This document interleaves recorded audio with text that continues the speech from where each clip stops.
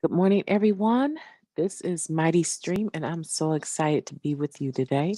Today is March 22nd, and I am amazed at how quickly March is flying by. This is just too much. Today, I'm excited to be with you. I'm with the Hood Recovery Services. It stands for Hope Offered on Demand. You can reach me. If you need me, you can reach me at recoveryofhope21@gmail.com. Let me lean again because I know I have that centered and you're not able to see it. I hope you're doing good. I hope that you're feeling okay and you're ready for Tuesday. Yesterday is gone.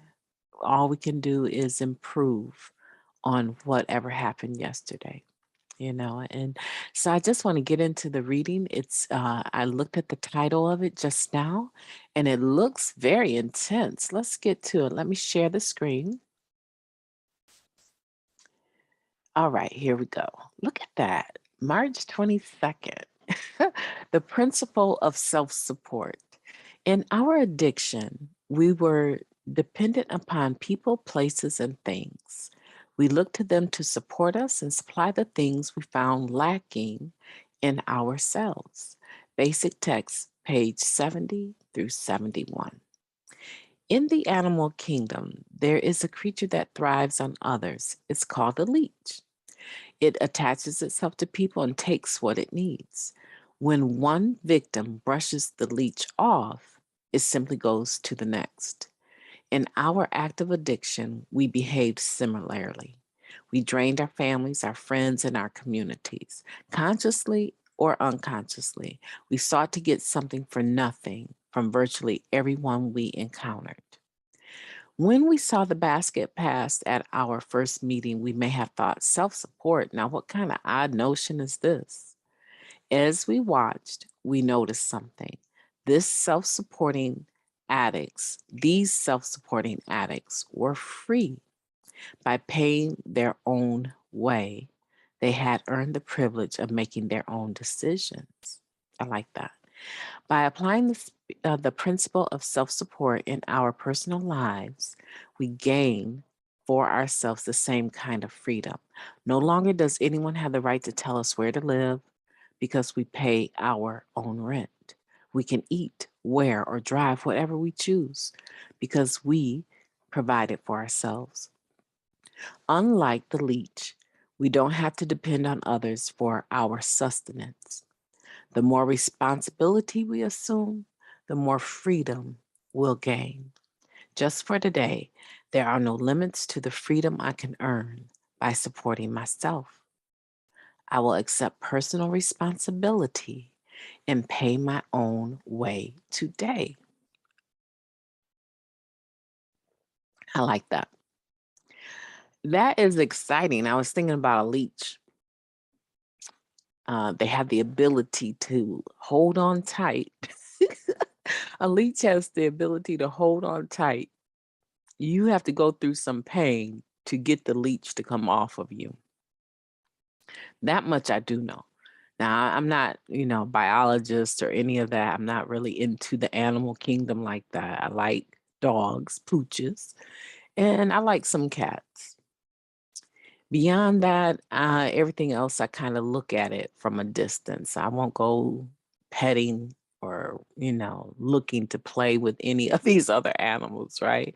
But a dog or a cat, I can do that, especially if it doesn't cause an allergic reaction.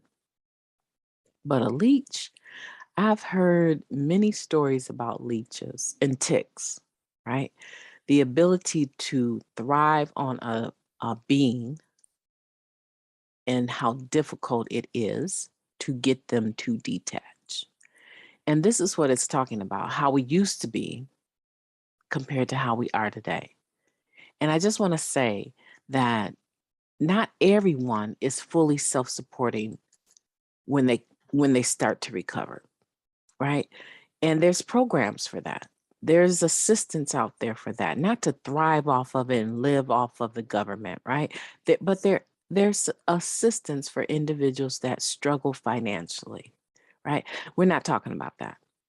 What we're talking about is becoming fully self supporting in the sense that you contribute to your own well being, your own needs. If you are an able bodied individual and able to work, you work and you get out there and you make it happen. And maybe your make it happen isn't as great as the next person's, right? Maybe you don't have the mansion. Maybe you don't have the yacht. Maybe you don't even have the most updated vehicle. Maybe you just have the ability to pay your way on public transportation, the bus, to get to where you need to go. Or you use your own 2 feet, you ride a bike, or you do whatever you need to do. In recovery, we learned that fully self-supporting, every group should be fully self-supporting, right?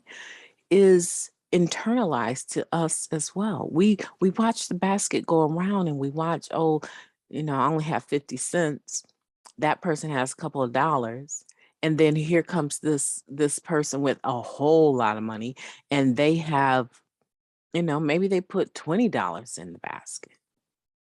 Right. We monitor that. And then we go to the business meeting and we hear how much was collected in the seventh tradition. And we hear how much our literature for our meeting cost, right? Because we want to be able to offer newcomers literature to buy. Some groups in my area, they give away the basic text one time to any newcomer that comes there and needs a basic text. So a lot of their finances that they collect is invested in buying basic texts, right? That's the autonomy of their group. That's the business group. The business group has decided that that's what they want to do, right? And so it's the same way in our own personal lives. We get to the point where we have a say. Nobody, we're not in the pocket of anyone, right? We don't have anyone providing our day-to-day living needs for us. And so they don't get to dictate to us what we eat, what we cook, right? I'm always amazed, in my home, I can't even tell you how many people we have as a family taken in because we have a couple extra rooms that pretty much never get used, right? We have a couple extra rooms. It's a 5-bedroom house. It's not a huge house by any means. And with all my knickknacks and stuff, it's smaller. It looks smaller than it actually is, right? But we've taken in a few people from my husband's world, from my world, right? We've taken in different individuals, helping them to get on their feet, usually from using drugs, right? So when these people have come to us, they were detoxing or they were just clean a couple of months, a few weeks. I want to say only one person actually came that actually had a job when they came, and they were financially able to make a contribution to their stay in our home. And that didn't work out so good, right? It would have been better if I would have helped them repair their credit, which is, that's a service that I offer. It would have been better if I had helped them repair their credit, allowed them to stay where they were, and help them to get a place, figure out how to get a place with that good money they were earning. Because by them coming into our home and me allowing them to make a contribution, and it was a small contribution, they seemed to be somewhat, uh, I don't know, they express, they use their voice, right, to express their unsatisfactoriness with whatever was going on. And I thought to myself, wow, this individual is getting so enmeshed in my family's business. Like, I don't even know. You had nothing. You were a couch surfer. And now you have a whole bedroom and you have something to say about everything that's going on in my home. right? I even found out they were taking some pictures of things and sending them to people, right? And I don't know, my home's not perfect, but I couldn't believe that that was something they felt like they could do. So there's some dirty dishes and you're going to take a picture of them and send them to who? Like you can wash them, right? Right? So, but the point that I'm making is that when you start to make a contribution to your own life, you do find your voice. You do have a sense of esteem about what you will or will not accept. So I ended up reimbursing their money, 2 months of their money, right? I ended up reimbursing their money and telling them, get your stuff and go. Because technically you make more money than anyone that has ever come here. And you are in a position to provide for yourself. There's really no need for you to be here, right? And so they left. But the point is that they found their voice. When they went from being a couch surfer to actually technically renting a room, they found their voice. And the level of their voice that they found was a little bit too much for my peacefulness, right? But the point is they found their voice when they could contribute. And that's what happens to us. We get into the program and we find our voice because now we are not self sufficient, right? Because the basic text tells us that self sufficiency is a lie, but we are fully self supporting, meaning that we get out there and we make it happen. The things that we did out there when we were using, we don't do them anymore because we're clean and we contribute to our own lives and we're able to contribute to our own lives. Is everyone able? No, no, everyone is not able. Some people are seriously, permanently disabled, right? But they still do what they can do. They take what they get and they use it to support themselves. And there's nothing wrong with that. Absolutely nothing wrong with that. And so today I seek to encourage you to become fully self-supporting. Figure out what in your life can you do for yourself and just do that. I was having a brief conversation with a friend and he doesn't struggle, he doesn't struggle in that way in any kind of way. But the things that he struggles with, right, are more internal. They're more related to relational issues, right? How available people are or are not to him, because as a result of this program and having a sponsor and writing the steps and becoming fully self-supporting of his own lifestyle, right? He's not in a position of need as far as finances go, but still very much aware that human interaction with loving and caring people is a part of our new identity, right? Because when we were using, we were reduced to animal living skills, right? It said that we lost all social graces. And so now we come into this program and we grow up and we become social and caring and loving and giving hugs, and we become this human being.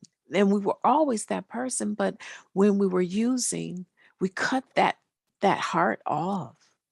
And now it wakes back up and it seeks its own level. Water seeks its own level. And so our heart begins to seek our own level. Okay? And so when we're in connection to a person, whatever the relationship is, if we're giving more and this side is giving nothing or very little or what they think is important but is not meeting our needs, it does something, right? It's like, wait a minute, I thought that if I put it in I can get it out. I thought that if I showed up this person would show up and it'd be 100% versus 100%, and it'd be a great union, but not everyone is there.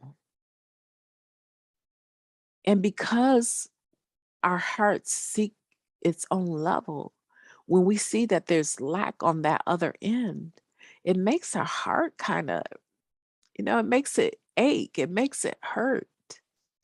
And what I want to speak to that is that we become fully self-supporting out here, right? We go to work, we make money, we pay our way. But you know what else we do?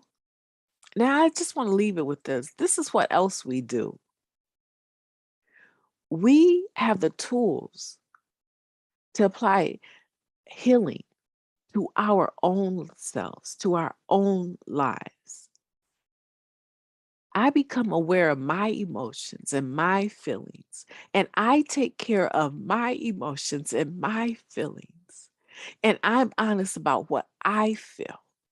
And if I feel that what you bring to the table is not okay for me, I have the right now because I've been investing in this human being. I have the right today to make a decision that I'm not going to tolerate you or even deal with you. I don't have to be nasty about it. I just need to let you know you don't get to live rent free in my head. You don't get to treat me any kind of way. You don't get to just come half dressed to the party. Right? You come ready or don't come at all. And I have the right to say, this is not okay with me.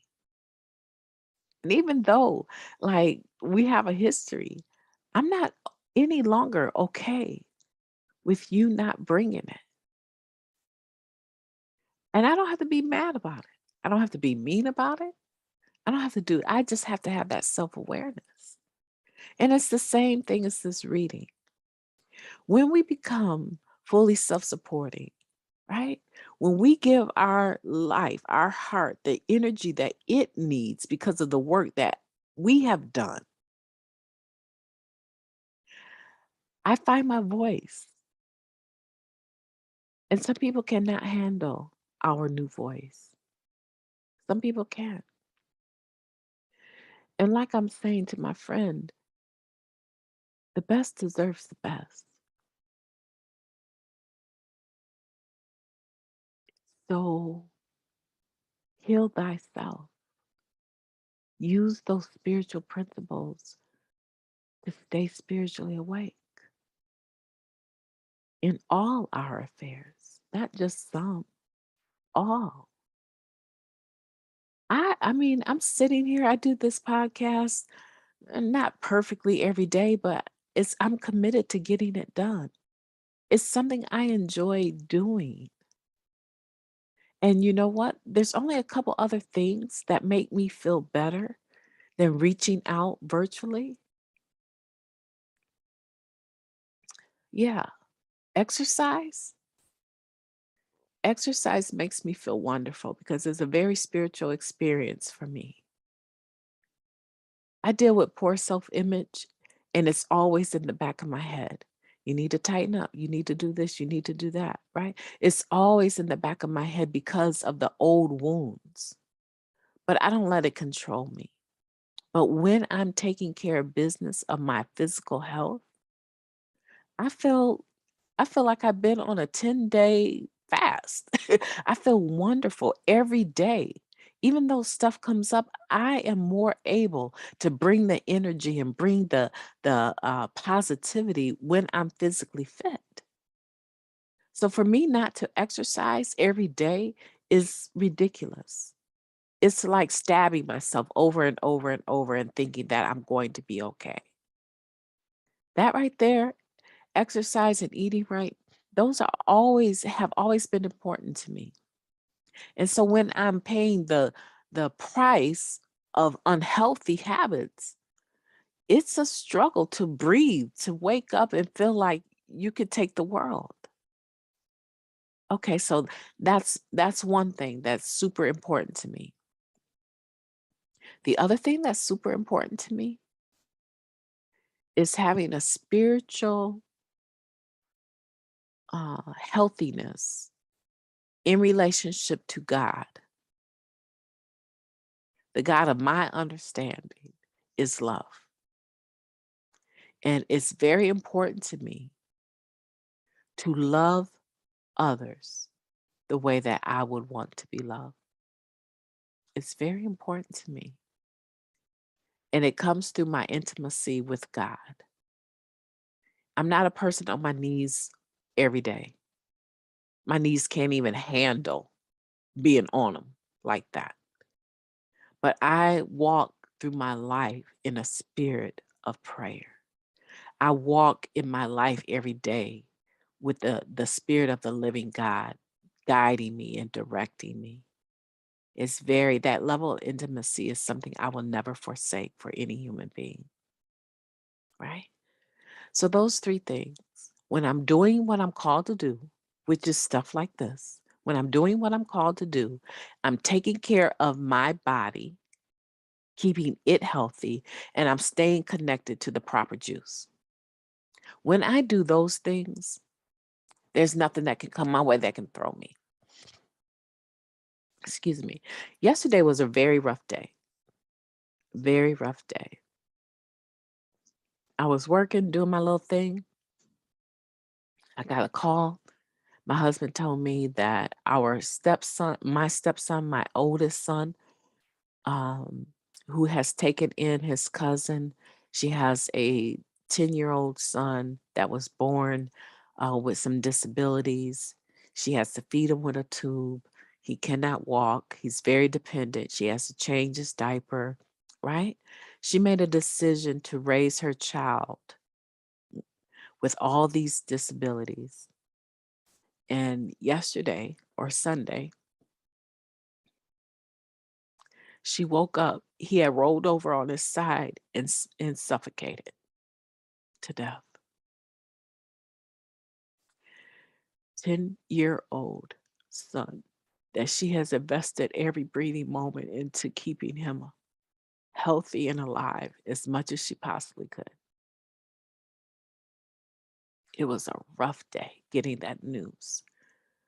And my stepson, performed CPR, but he was already gone. He was already gone. And being an individual that has been in the atmosphere of recovery for this many years, right? 28 and a half years, always in a position of running programs, recovery programs for facilities. I've encountered quite a few overdoses. And I will have to say that fortunately, all of those CPRs that I had to perform on Blue people, they came back to life. They came back. They came back. But there was one that happened not too long ago. And I needed to do the Narcan. I needed to use the kit, and I could not get that needle to pull that medicine. And I had to do CPR. And I was broken. I was broken. Because once again, I'm doing CPR unprotected and exposing myself to that person and their health or lack of health, right? Um, and I was telling my son that, anytime you do CPR on someone, it affects you. It affects you deeply. And if they're not revived, it affects you even more. And I wanted to tell my son, we love you, I love you, and we're praying for you. Anything you need, let us know, because this is a road ahead of us that's not going to be an easy one.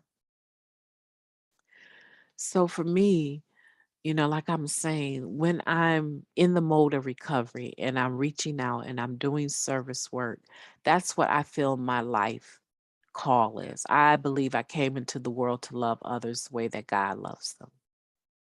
I believe I was brought into the world to be the hands and feet so God can get to his children and show them that there's still people in the world that are loving and caring and that believe in you. and know that you can do it. And those aren't empty words because I have so many resources to be able to bring whatever is needed if I can get you to tell me what you need. And so I just want to say that that reading is a beautiful reading. Not everyone is in a position to work and make money and provide for themselves, but they are in a position to do the best that they can for themselves, which takes away the power of other people over them, right? It takes their power from over us because now we are supplying our own needs. And I just want to say that, right? I believe in you. I believe in you, and I hope that you have a beautiful Tuesday. Have a beautiful Tuesday. And remember that being fully self supporting is more than just talking about money, it's more than that. It's about taking care of who we are on the inside. And that is 12 step stuff, right? That is applying the spiritual principles in all our affairs. And if we cannot apply it to all our affairs, we probably need to change some of our affairs, right? You can do it. Go get them today. Be awesome. See you tomorrow.